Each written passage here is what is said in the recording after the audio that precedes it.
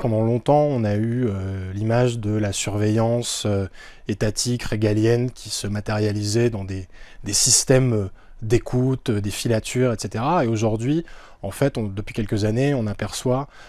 la montée en puissance de tout un tas, à la fois d'un côté les plateformes, et de l'autre tout un tas d'acteurs de taille variable, plus ou moins clandestins, qui sont là pour huiler les rouages de cet écosystème de la surveillance. On a des courtiers en données, on a des marchands de surveillance, on a des entreprises de surveillance qui ne se présentent pas comme des entreprises de surveillance et qui contribuent comme ça à créer cet environnement.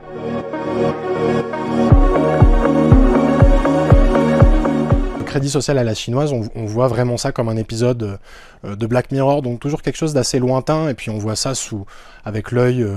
de la centralisation chinoise, alors qu'en fait c'est des expériences beaucoup plus disparates que ça. Mais surtout, le crédit social, c'est le symbole de l'hybridation entre un secteur public qui cherche à contrôler socialement sa population et des entreprises qui l'épaulent dans cette tâche. Et en fait, ce qui se passe dans les pays occidentaux et dans nos démocraties libérales, c'est que la polarité s'inverse, c'est-à-dire qu'à des fins publicitaires, des entreprises nous profilent en permanence et que les États, dans leur obsession sécuritaire, viennent se greffer sur leur mode de fonctionnement, et on se retrouve avec des mécanismes qui sont relativement similaires. On avait par exemple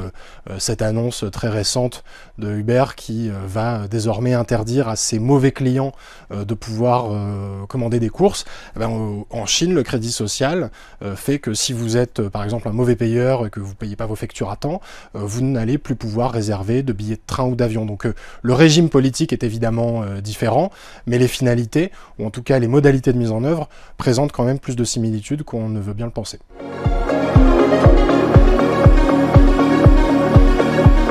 Il y a plusieurs raisons de s'inquiéter. Déjà, les assistants vocaux sont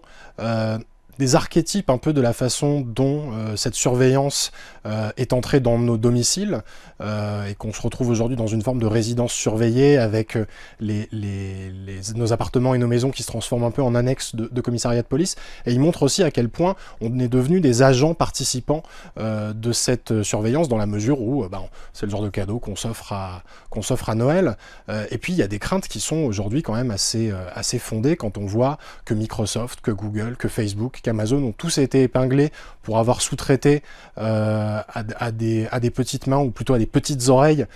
d'écouter tout un tas d'itérations, d'échanges entre des individus et leur intelligence artificielle, que ce soit Siri, que ce soit Alexa, afin d'entraîner l'intelligence artificielle. On se rend bien compte qu'aujourd'hui, ces grandes plateformes, et je parle de petites oreilles à dessein, se comportent à leur échelle et d'une certaine façon comme les grandes oreilles du renseignement en leur temps.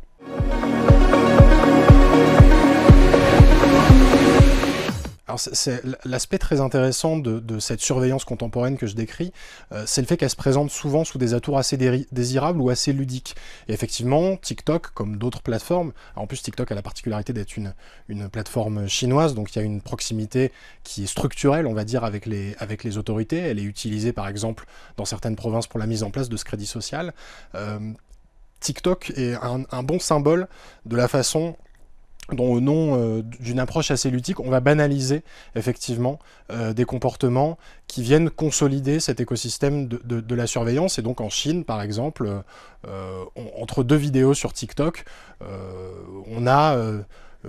une espèce de vidéo, comme une publicité finalement, qui vient nous dire quels sont les bons et les mauvais citoyens.